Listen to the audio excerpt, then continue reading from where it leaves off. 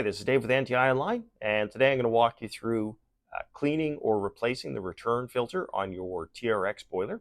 This will apply specifically to TRX 150 combi boilers, the 120 heat only, the 110 combi, or the TRX 85.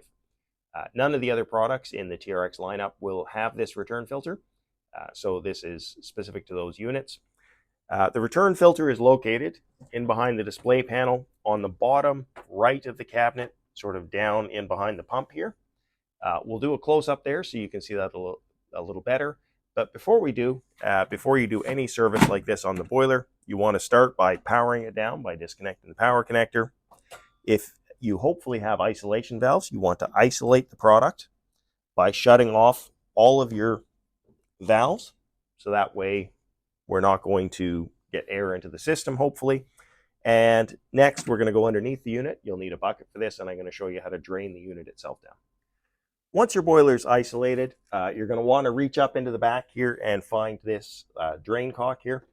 Basically, you're going to unscrew that to let the water out. Now, it's best to have a piece of tubing. This is something I had left over from another job, and we're just going to hook this up, and that lets us get the water without letting it drain, hopefully onto the floor. And as we loosen that up, the water should begin to drain.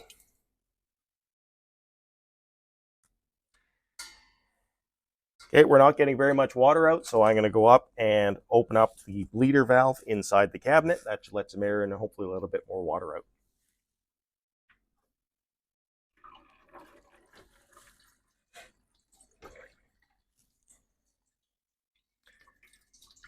And we're going to leave this to drain until we're happy that all the water's out, or at least as best we think we can.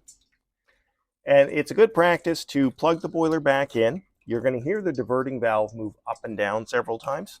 And before you take anything apart in the cabinet, you'll want to do that once or twice, just to make sure that the diverting valve isn't trapping water in the boiler that might otherwise give you a problem.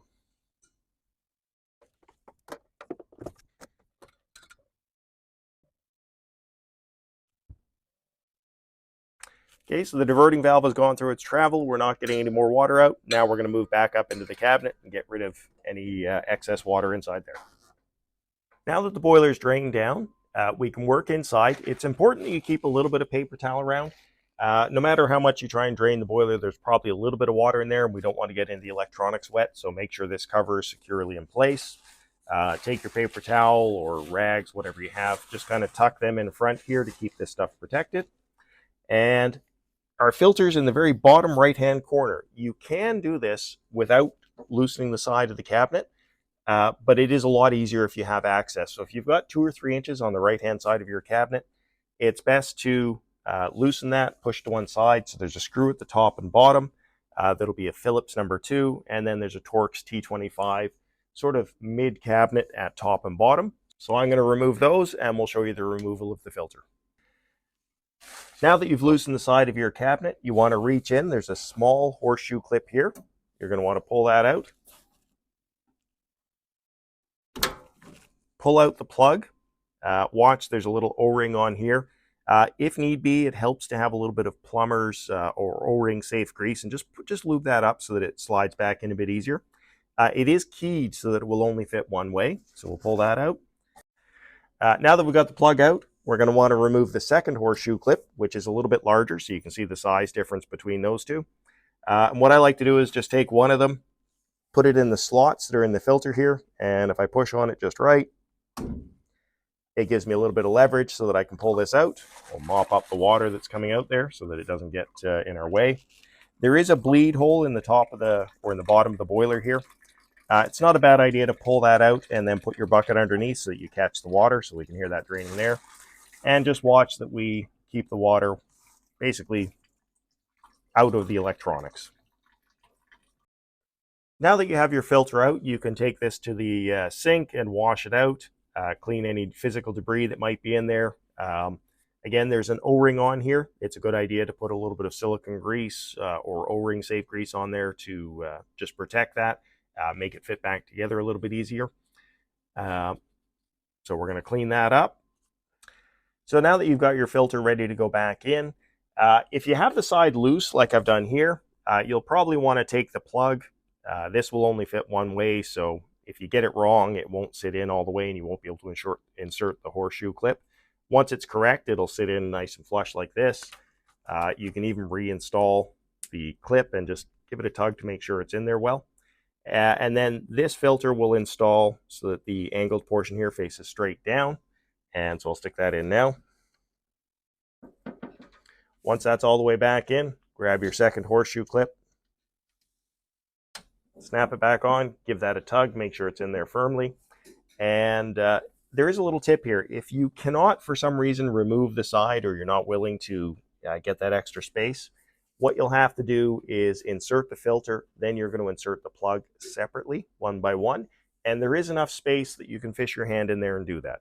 However, if you have the option to remove the side, it's probably better that you do. And now that our filter is back in place, and we've checked it to make sure it's secure, we can refill the boiler. So you'll reintroduce water. Probably a good idea to introduce water to the return side first. Leave this valve open up top here until you start to get some water coming out and no more air. So once the air's done coming out of here, you're going to close that. Then you'd open your supply side and finish bleeding your system. And of course, make sure to close this tightly before leaving your system, because we don't want water leaking down the condensate drain and introducing fresh water into the boiler. So that's how you service the filter on your boiler. Now, I've shown you how to clean it.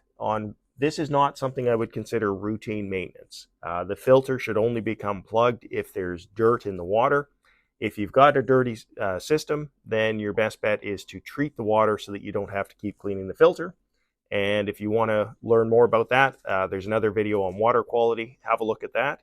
And if you're getting lots of large physical debris, bits of Teflon tape, pipe dope, that kind of thing, you may want to consider putting a Y strainer in the return to the boiler to filter out the bigger debris. And hopefully that helps you the next time you have to service the filter. You would want to do this if you're starting to get overheat error codes, if you start noticing that you're getting lights on the pump. That would be a good indication that potentially the filter is plugged and needs to be serviced. If you have any questions, give us a call at tech support 800-688-2575. Thanks for watching the video today. If you'd like to check out more videos, see the link below. Don't forget to like, share, and subscribe to our channel for all the future updates. And also check us out on Facebook, LinkedIn, and Instagram.